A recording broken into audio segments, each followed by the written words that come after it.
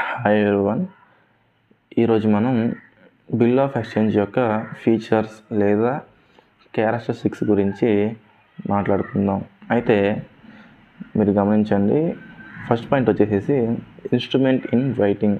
ఈ బిల్ ఏదైతే ఉందో అది కంప్లీట్గా రిటన్ ఫార్మేట్లోనే ఉండాలి.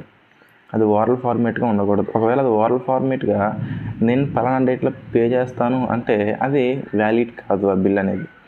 తర్వాత అన్కండిషనల్ ఆర్డర్ అంటే ఈ బిల్ అనేది ఏదో కండిషన్స్తో కూడి లేదా ఏదో ఈవెంట్లో జరిగిన ఇష్యూ వల్ల సిచ్యువేషన్ వల్ల వాటి మీద డిపెండ్ అయ్యి ఈ బిల్ అనేది ఉండకూడదు. అండ్ తర్వాత ఆ బిల్ అనేది ఎవరైతే తయారు చేస్తున్నాడో ఆ తయారు చేసే వ్యక్తి సంతకం చేయాలి. అంతేకాకుండా ఎవరైతే ఆ బిల్ని యాక్సెప్ట్ చేస్తున్నాడో వాడు యాక్సెప్ట్ చేస్తున్నట్టుగా డ్రాయీ అనేవాడు సంతకం చేయాలి. అంటే రాసే వ్యక్తి సంతకం చేయాలి అంటే డ్రాయర్, అండ్ యాక్సెప్ట్ చేసే వ్యక్తి సంతకం చేయాలి అంటే డ్రాయీ. మీకు అర్థమైంది అనుకుంటా. తర్వాత డైరెక్షన్ టు పే అంటే ఈ బిల్ ఎవరికైతే మనం రాస్తున్నామో అంటే మనకి డ్రాయీ అనేవాడు ఇంత అమౌంట్ అనేది కట్టాల్సి ఉంటుంది కదా. అయితే వాడు ఇంత అమౌంట్ నాకు కట్టాలి అంటూ వాడిని చూపిస్తూ వాడికి అగెనిస్ట్గా ఈ బిల్ అనేది మనం రాయాల్సి ఉంటుంది.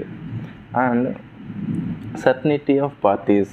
ఇప్పుడు మనం బిల్ రాస్తున్నామంటే ఆ బిల్లో డ్రాయర్, డ్రాయీ అండ్ పేయీ కూడా ఇన్వాల్వ్ అయి ఉంటారు. ఒకవేళ వాళ్ళ ఇన్వాల్వ్మెంట్ ఉంటే వాళ్ళ ఇన్వాల్వ్మెంట్ గురించి వాళ్ళని చూపిస్తూ ఖచ్చితంగా వాళ్ళ కోసం అక్కడ రాయాలి. ఎవరు మనీ తీసుకుంటున్నారు, ఎవరు మనీ పే చేస్తున్నారు, ఎవరు మనీ రాస్తున్నారు, ఆ బిల్ రాస్తున్నారు అనే విషయాల గురించి ఖచ్చితంగా అక్కడ రాయాలి.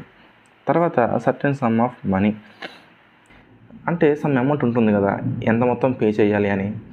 వాళ్ళు ఎంత మొత్తం అయితే అమౌంట్ పే చేయాల్సి ఉందో ఆ అమౌంట్ని ఖచ్చితంగా నువ్వు రిటర్న్ ఫార్మేట్ అంటే నువ్వు వర్డ్స్లో రాయాలి అండ్ నెంబర్స్లో కూడా ఆ అమౌంట్ అనేది మెన్షన్ చేయాలి. తర్వాత ఆ అమౌంట్ అనేది ఏదో కండిషన్ ద్వారా కానీ లేదా ఏదో సమ్ కాల్కులేషన్ ద్వారా కానీ ఆ అమౌంట్ అనేది వేయకూడదు. ఆ పేబుల్ అనేది డిమాండ్ లేదా ఫిక్స్డ్ టైం గురించి అక్కడ మెన్షన్ చేస్తూ రాయాలి.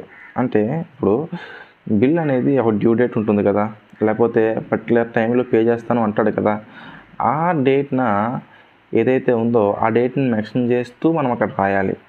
తర్వాత లాస్ట్గా ఈ డ్రాయీ అనేవాడు ఎవడైతే ఉన్నాడో వాడు ఆ బిల్ మీద స్టాంప్ వేసి ఆ బిల్ని పాస్ చేయాల్సి ఉంటుంది.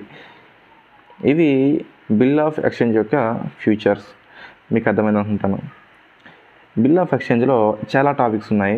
ప్రతి టాపిక్ని ఒక్కొక్క వీడియోగా క్లియర్గా ఎక్స్ప్లెయిన్ చేస్తాను. మీకు ఏమైనా సజెషన్స్ కానీ లేదా డౌట్స్ కానీ ఏమైనా ఉంటే మీరు కింద కామెంట్ చేయండి. నేను వాటి మీద కూడా వీడియో చేయడానికి ప్రయత్నిస్తాను.